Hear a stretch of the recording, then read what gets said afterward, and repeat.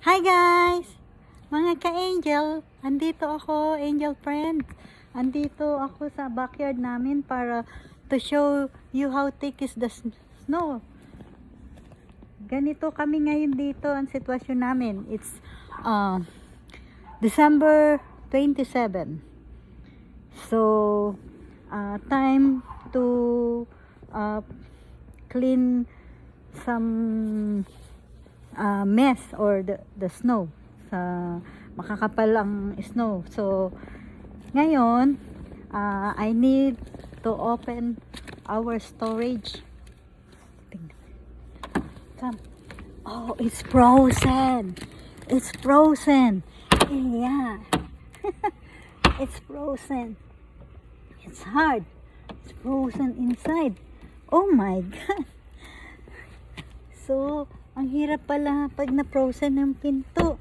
Ito, hindi siya mabukas. Naka-froze. Kaya ito nabuksan ng asawa ko. So, ayoko nang pilitin, masakit sa kamay. Ganyan po yung nangyayari sa mga pinto ng bahay.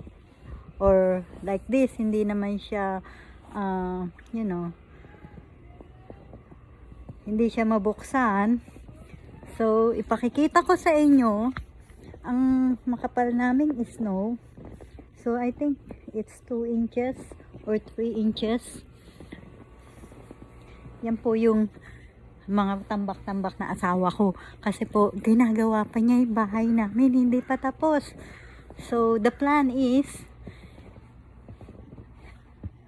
magme-measure daw siya ngayon ng aming floor to estimate kung ilang materials ang gagamitin niya. So let's visit him.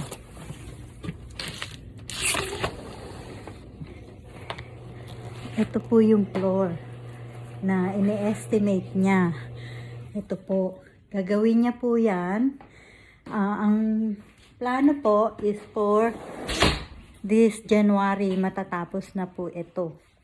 Ito, tatapusin niya. Yung kitchen, ito po yung third project niya. So, hopefully, by January 15, tapos na.